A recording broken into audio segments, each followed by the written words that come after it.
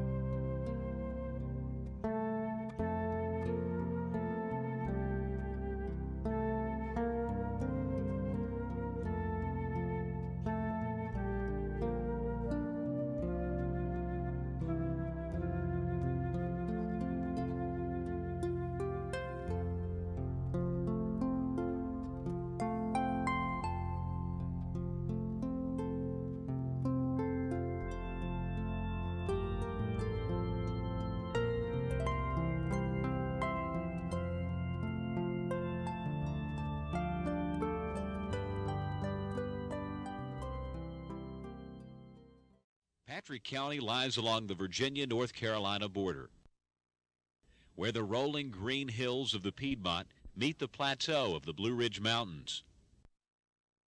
Stuart, Virginia, which is the county seat, was built along a major passage to the western frontier and is nestled in the foothills of the Blue Ridge Mountains. The gateway to the Blue Ridge Mountains, Patrick County has been blessed with nature's abundance. The Bull Mountain can be seen in the background from many parts of Patrick County. Some views are very picturesque, like this one on Highway 57 near Ferrystone State Park. It is beautiful in all seasons. Mabry Mill is located on the Blue Ridge Parkway and is one of the most photographed scenes in the whole state of Virginia. Ferrystone State Park is located on State Route 57 in northeastern Patrick County, Virginia. The park has more than 4,500 acres, with picnic shelters, camping and cabin areas, hiking and horseback trails, and a 168-acre lake for water sports. Visitors to the park are allowed to hunt for the stone crosses in designated areas. Although people have been coming to Patrick County to hunt for these crosses of stone for many generations, most of the people in the world have never heard of this wonder of nature. The mountains, streams, and rocks are ageless, timeless, and beautiful. They are a source of wonder and inspiration to those who enjoy the opportunity to relax and reminisce on the past while experiencing the peace and beauty of the present. The Bull Mountain stands alone in Patrick County and is nearly 3,000 feet above sea level at its highest point where the fire tower is located. As you enter Patrick County from the east, the Bull Mountain Range towers majestically above you. Your first view of Bull Mountain is panoramic. As the early settlers to Patrick County cleared land for farming and used the logs for lumber to build houses and barns, an amazing discovery was made. From the sawmill roadbeds where the wagons had wore away the mulch and dirt that covered the stones, there emerged stones with a cross embedded in them. The scientific or geological name for the crosses is Staurolite crystals, which are formed of iron, aluminum, and silicate. As we observe these crosses of stone, we are made to wonder, what is the meaning of this natural wonder? Is this a message from God? How were they formed and why? Are they truly nature's emblem of the crucifixion, as some believe? Why were they formed here? Don Hopkins, whose ancestors have been in Patrick County, Virginia for 4 generations, made an amazing discovery in 1980. While clearing out the overflow pipe from his spring, which fed water into his mountain home, he discovered a single stone cross had washed out of his spring. After searching the area around the spring, he found more crosses. To Mr. Hopkins' surprise, he found crosses 10 to 12 feet below the surface where he had graded a road to the spring. Mr. Hopkins developed a screen sifting mining process where he separates the ore from the dirt by brushing the dirt through a screen. The stones are too large to go through the wire mesh screen, so they remain on top of the screen while the dirt goes through. The stones are then gathered into a wire basket and washed clean. After the stones are washed, the crosses are separated from the rest of the stones. Many of the loose stones in Mr. Hopkins' collection were found using this mining process. It is a slow process and tedious, but will yield many stones by repeating the process over and over. The stones are separated by type and size and graded, then mounted onto display boards.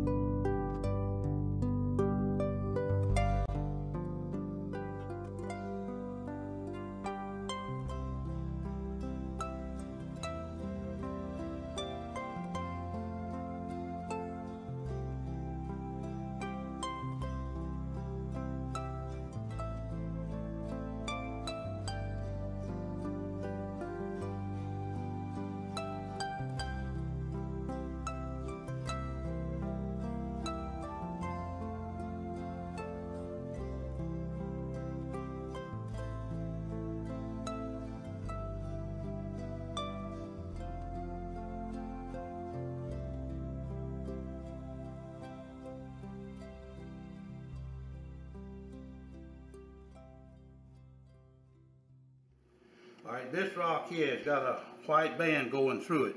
Now, when that white quartz went into that rock, it was molten liquid. You can see the little crosses there. And this one right here, you see all those little specks, that's where the garnets were, and they've weathered out. Now, even with my glasses on, I can't see the shape of those dots. But I took a picture with my floppy and put it in the computer and enlarged it, and it's got the shape of the garnets. This is a hard rock, where I was talking about a while ago, different hardness. This in here, you can see the cross is still there. This is a hard rock. This is a soft rock. The soft rocks will weather out and release them. And these are some more of the Georgia stones, and you can see how large, how huge they are.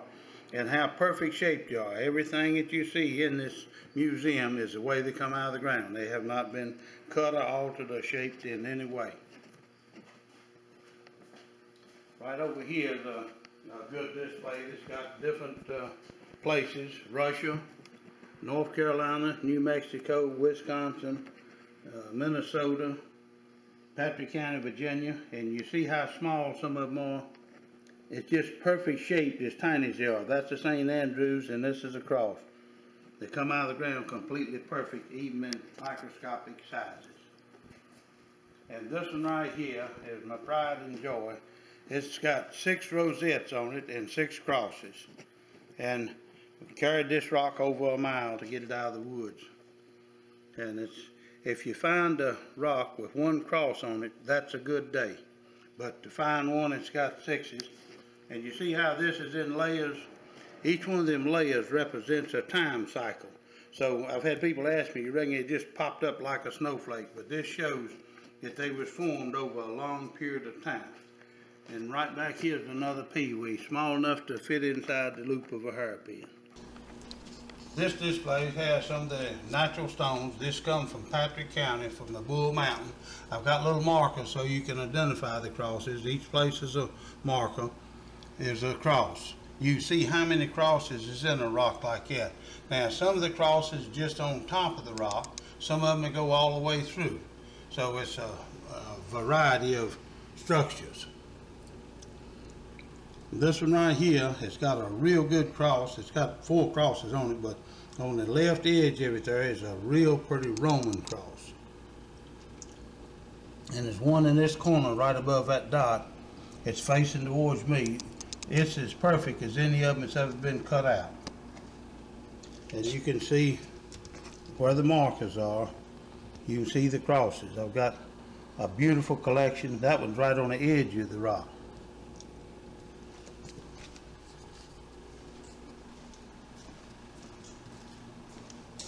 Now this rock here in the back, it's got little microcrystals in it. If you move your head, you'll see it sparkle. It's got little crystals in it. Beautiful cross. And right here where the markers are. Now this is Russian stone. When I first found the Russian stone, it was at a gem show, and the whole booth was Russian stone. And they had the crosses, and I was skeptical. I thought Russian and the cross didn't go together. So I asked the man, I said, is there any way you can verify these actually come from Russia? And he said, I'm a Russian. I lived in Russia for 40 years, and I've been in Canada 3 years, and I worked in the mine and dug them myself. I said, that's good enough for me. And this one here blends in with the rock, but you can see how perfect shaped it is. Here's one that's half buried. This has got a beautiful cross on it. And right on the front of this one here, and where the dot is, and then you can see the Russian stone. This is some more Russian. Now all the Russian that I've found is in this white silvery matrix type rock, and it's like a sandstone. It'll granulate if you rub it. But I've got them from Russia, France, Patrick County, Minnesota, Australia, Madagascar, New Mexico, North Carolina, and Georgia. Now in North Carolina and Georgia, the stones are much larger than they are up here. And they go up, in North Carolina they go to 3 or 4 inches, in Georgia they go to 5 or 6 inches. There's actually 5 colors of the crosses, and it's the same colors as different races of people. And this is a rosette. Most people have never seen one of them. That's a symbol that's on the rescue squad. Now they're formed in a thickness scale from paper thin to 2 inches or more. They're on a hardness scale from 0 to 7.5. Now 7.5 is the hardness of quartz. There's 5 colors of them. It's the same colors as the different races of people. They go from nothing to perfect in every stage in between. In other words, the first is just a very faint image of a cross, and then the image gets a little plainer and a little plainer all the way to a perfect cross. And they're found in the matrix rocks and loose in the dirt. So the loose ones came just like they are. They haven't been taken out of the rock. Now this is one of the thick ones. You can see how thick that one is. And back here and here. But all these crosses, everything you see in this tray, this is a natural shape. This is the way it come out of the ground. It has not been cut or altered or shaped in any way.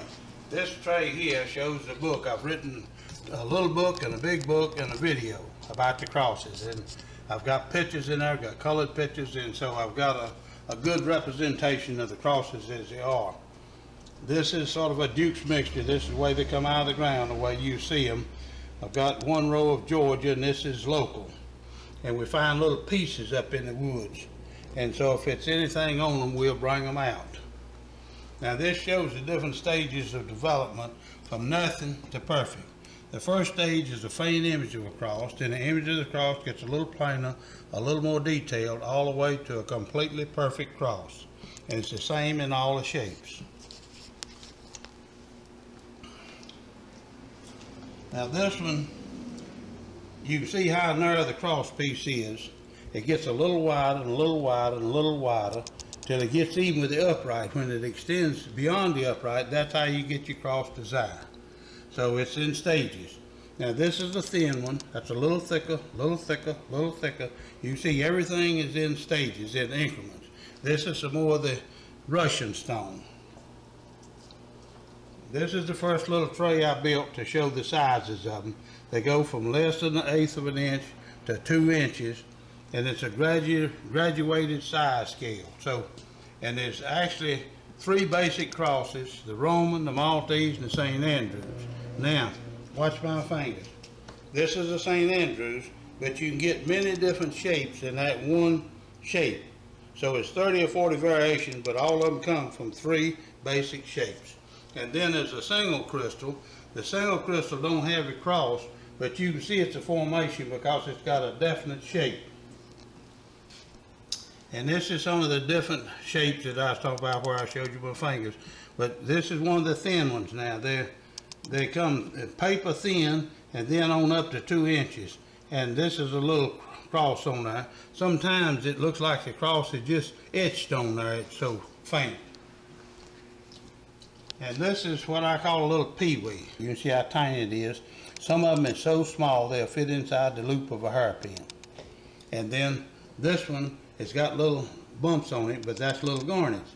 And so you see how smooth the planes are on this one. If this had been cut with a tool to make it that smooth, the little garnets wouldn't be there. They'd be cut away. So that shows it was formed that perfect. Now these are in the rough, but you can see some outline of a cross in each one of them. And when they weather out of the base rock, it sometimes leaves some of the matrix rock on it. But you can see some of them is just almost perfect. These are weather stones, and after they lay out for hundreds of thousands of years, they weather down where you got to look close to even see the cross. And all the little specks is little garnets. Now, this one right here comes from from Georgia. It's 4 inches. The St. Andrews is 6 inches, and the single is 5. If you look down this way, you'll see 72 sizes. These 3 trays are Virginia, that's North Carolina, and that's Georgia. So the further south you go, the bigger they get.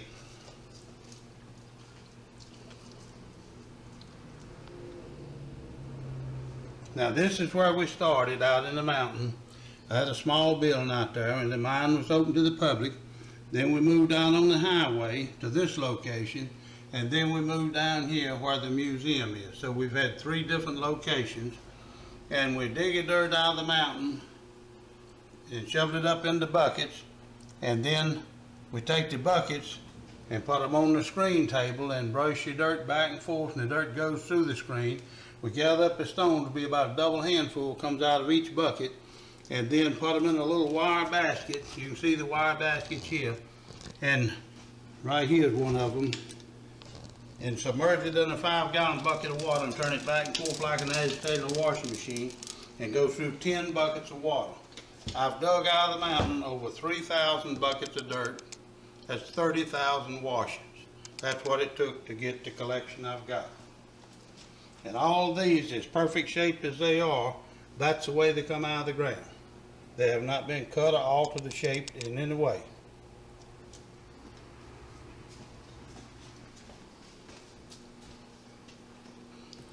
Now, there's symbols in the rocks, individuals and in the rock, and these are the symbols. And we see this, the cross represents Christ, this one represents the believer, this represents the unbeliever.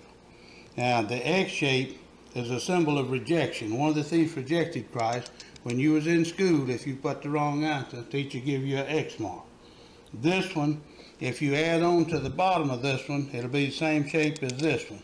If you shorten the Roman, it'll be the same shape as this one. What I'm trying to say is this shape is in this shape. The believer is in Christ, but you can't put the unbeliever in there. It don't match. Now, we live in a country of symbols. Let's say, for an example, you see the Chevrolet emblem on the front of a pickup. It don't say Chevrolet nowhere, but you know that's a Chevrolet because of that emblem.